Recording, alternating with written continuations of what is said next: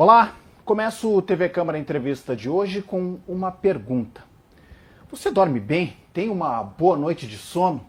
Se a resposta for negativa, saiba que você não está sozinho.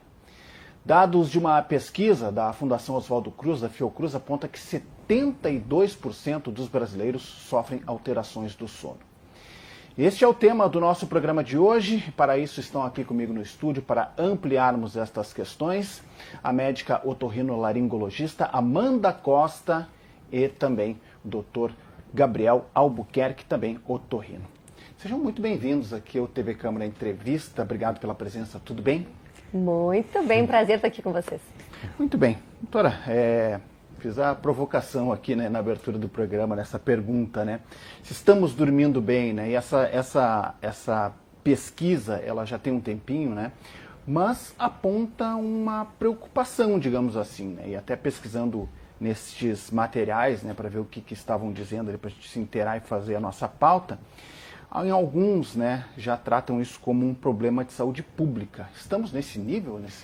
Estamos nesse nível, então. Os distúrbios do sono, eles são uma pandemia, não só no Brasil, mas também no mundo. Aqui no Brasil, a gente tem um estudo incrível que chama Epissono, que é um estudo do professor Tufik.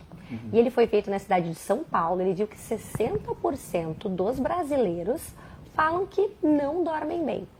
Entre insônia, ronco e apneia, movimentos de pernas, vários distúrbios que acontecem não só na idade adulta, também em crianças, também em mulheres, em várias fases. Então, sim, a gente está vivendo, infelizmente, uma epidemia aí de dificuldades de sono. Epidemia, olha só. Doutor Gabriel, por que disso? Obrigado também pela presença aqui no programa. O que está acontecendo, né, com a nossa sociedade? Isso é um problema que está se abatendo sobre nós nesse momento? É mais atual, de acordo com as nossas vivências e correrias? Então tá, obrigado pelo convite. Assim como a doutora Amanda falou, esse mesmo estudo Epissono, ele já é feito há bastante tempo lá na cidade de São Paulo. E esses dados alarmantes que ela falou agora, na verdade, nos últimos anos, já que eles têm feito, já há mais de 10 anos eles têm feito esse estudo, e a gente viu que tanto os sintomas quanto o diagnóstico de doenças de distúrbios do sono só tem aumentado nesse tempo. E aí vem aquilo que a gente vê toda hora em rede social, comentário da vizinha, comentário de familiar, que está todo mundo dormindo mal, né? E o que a gente consegue ver é que isso tem a ver com a vida moderna que a gente tem, que está cada vez mais moderna, né?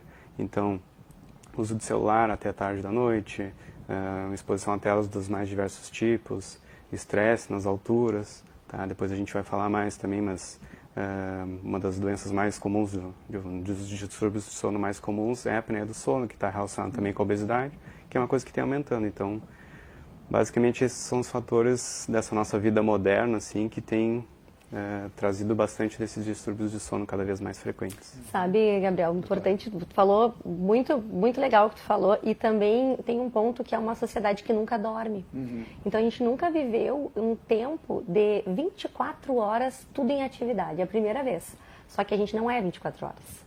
Então a gente tem esse impacto, por isso que a gente está com níveis de burnout também tão elevados, ansiedade, sintomas psiquiátricos, pessoas que não se sentem satisfeitas, mesmo dormindo bem, não se sentem satisfeitas com o que estão dormindo, porque é um bando de privado de sono. Então eu diria assim, a gente está vivendo uma sociedade conectada, uma sociedade 24 horas, e nós não somos 24 horas. Então ocorre aí uma dessincronia, a gente está desincronizado do que é natural. E isso não acaba bem, infelizmente. Essa questão, né, do WhatsApp, por exemplo, né? Ele é uma suposição de que estamos o tempo inteiro online, né? Isso é um problemaço também, né, doutor? Sim, até para nós que somos profissionais da saúde, né? Às vezes a expectativa de um paciente ou qualquer outra pessoa que conheça a gente, que a gente esteja realmente disponível 24 horas, porque hoje em dia é muito fácil. Né? Tu manda mensagem, tu até consegue ver ali que o médico recebeu assim, a mensagem, ou qualquer outra pessoa, né? Então... Viu e não me responde, né? Porém, agora eu vou fazer o advogado aqui. A gente tem que orientar as pessoas, que a gente não é 24 horas. Perfeito, então, eu atendo muitos pacientes com distúrbios do sono, atendo majoritariamente crianças, tá? E toda pessoa que chega no meu consultório, eu falo, me chame qualquer coisa, mas não me ligue toda hora.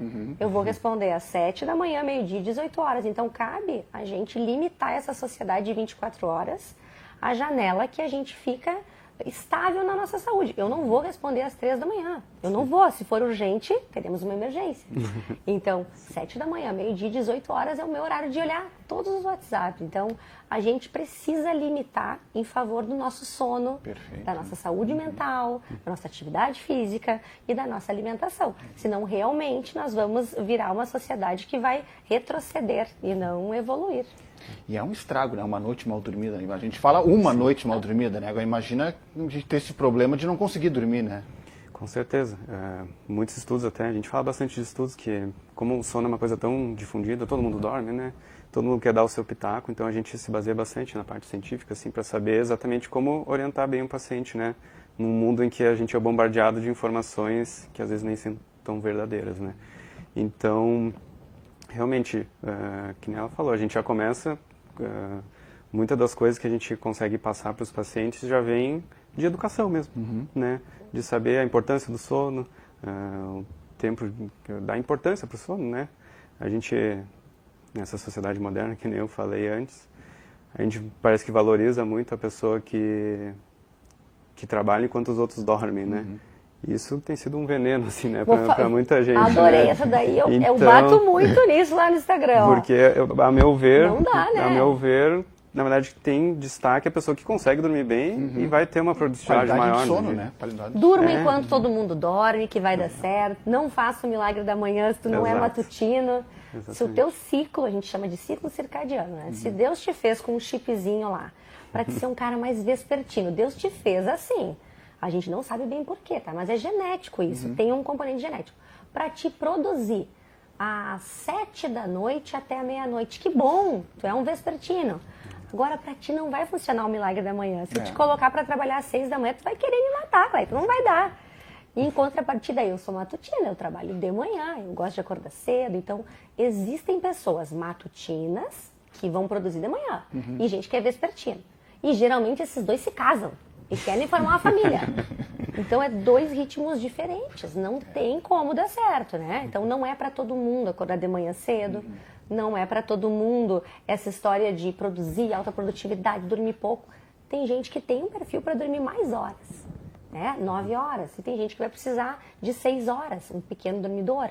Então, é variável. Às vezes, essa informação em demasia na internet, às vezes causa uma confusão das pessoas, né? Começam a vender o seu sono barato. Deixa eu dar um relato pessoal que também, houve uma época aqui que eu trabalhei em uma outra empresa de madrugada, né?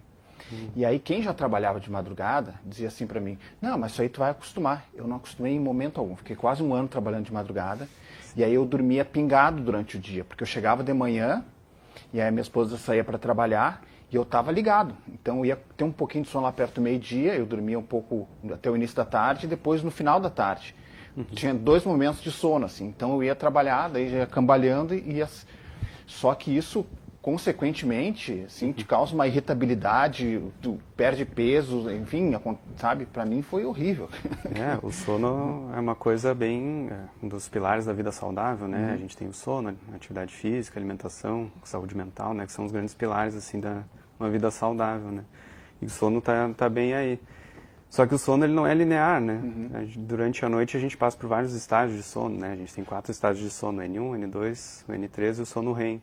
E cada um tem a sua função ali. Se a gente acaba dormindo pingado, sono muito fragmentado, que a gente chama, às vezes realmente não tem sono suficiente. A pessoa, por mais que ela durma tantas horas, está tudo quebrado, ela não consegue ter o descanso necessário. Fala um pouquinho mais, doutor, sobre esses estágios do sono, né? Eu acho interessante, né, para que a gente até possa entender um pouquinho melhor, né? Porque às vezes a gente dá uma cochilada, assim, dei uma descansada, mas não é isso, né? O sono, ele precisa passar por esse processo até chegar em um estágio que tu esteja realmente, né, descansando. Né? Então, basicamente a gente tem 4 estágios de sono, que a gente detecta esses estágios basicamente num exame que a gente faz, que é a polissonografia, que é o exame mais importante na avaliação, assim, de um paciente com algum distúrbio do sono. Nesse exame a gente consegue fazer o diagnóstico de várias doenças, principalmente a apneia do sono. E nesse exame, se coloca alguns eletrodos na cabeça, assim, do paciente, enquanto ele está dormindo. para ver as ondas cerebrais. E é de acordo com as ondas cerebrais que a gente detecta em que estágio de sono esse paciente está. O sono N1 é aquele sono quando a gente recém começa a dormir, que é um sono bem de transição, que às vezes é aquele sono que a gente dá uma pescadinha e alguém diz, acorda aí, tá dormindo. Não estava dormindo. Normalmente o N1 é por aí. O N2 também é um sono de transição, que dura bastante tempo durante a noite. O sono N3 é um sono que o nosso cérebro está bem calmo, por assim dizer. As ondas cerebrais estão bem calminhas. É um sono que a gente tem muita dificuldade de acordar. E nesse sono é o que está mais relacionado com o nosso descanso físico, assim, durante a noite. Né? Tem bastante produção de hormônios que são específicos nessa parte do sono N3, que é o GH, né? Que é o hormônio do crescimento. E o sono REM, que é o sono que o cérebro em si até que está bem agitado, mas o nosso corpo está bem relaxado, que a gente não se mexe. Porém, o nosso cérebro está bem ativo, então normalmente é o sonho que a gente está sonhando. Tá? Então, e o sono REM está bastante relacionado com o descanso mental, assim, e consolidação da memória. Então a gente sabe que pessoas que têm privação de sono, não tem muito sono REM, por exemplo, acabam tendo um prejuízo bem grande, assim, de concentração, memória, né? Então, que seria o estágio mais profundo do sono, digamos? Mais profundo em relação ao relaxamento muscular, mas o sono N3 cerebralmente é o sono mais profundo que a gente tem.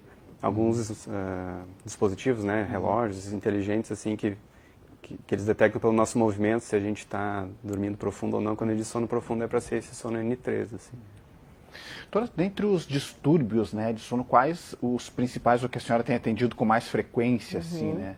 Que tem mais nos atormentado? Muito bom. Tem de tudo, né? Não pensa que não tem nada que não exista. Então, vamos lá. Hoje em dia a gente tem catalogado como se fosse um manual de todas as doenças do sono. E uma vez por ano, uma vez a cada 2 anos, é feito como se fosse uma reedição desse manual do sono. As doenças mais importantes do sono, então, no Brasil e no mundo, no geral, primeiro lugar, privação de sono.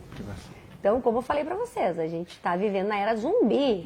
O problema número 1 é simples, é o número de horas. As pessoas não dormem mais o quanto elas necessitam. Nem sempre são 8 horas. Tá? Então, isso é um outro mito. Tem gente que precisa de 9, gente que precisa de 5. Privação número 1. Depois, insônia, que é dificuldade de iniciar o sono, manter o sono, ou uma sensação que eu não dormi, que está cada vez mais comum isso. As pessoas chegam no meu consultório e falam, doutora Amanda, socorro, eu não durmo. E eu falo, tenho certeza que tu dorme, senão você estaria morta. Então, é uma sensação que aquele sono não existiu. Depois nós temos o ronco e a apneia obstrutiva do sono, que vai atingir aí 30% dos adultos. É um monte de gente. Se tu não ronca, eu não ronco. Gabriel não ronca, só pode ser tu, Cleiton. Só pode ser tu que ronca. Um dos três já está premiado, né? Um dos três está premiado. Então tem o ronco e a apneia, depois tem a movimentação de pernas, tá?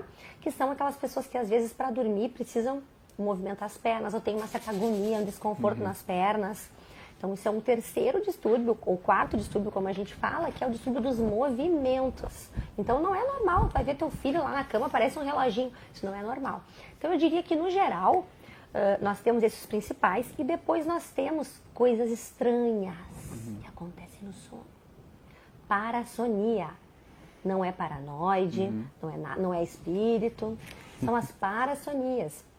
Que é aquelas pessoas que, por exemplo, sentem que estão acordadas, mas não conseguem se mexer. Já aconteceu contigo?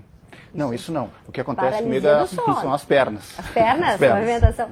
Esse de ficar se olhando como se estivesse fora do corpo, não conseguindo se mexer, se chama paralisia do sono. É um tipo de parassonia. Assim como o sonambulismo, onde a gente tem aí mais comum nas crianças de olhinho aberto, caminhando pela casa. Terror noturno, aquelas crianças que acordam, socorro, no meio da noite. São as parassonias. Então, de uma forma geral, isso é o mais comum dentro do sono. Né? E todas elas dá para tratar? Tem tratamento? Tudo tem tratamento. Tudo tem tratamento. Só que o que eu vejo, e o Gabriel deve ver isso muito também, é que as pessoas elas chegam no consultório querendo algo mágico para dormir.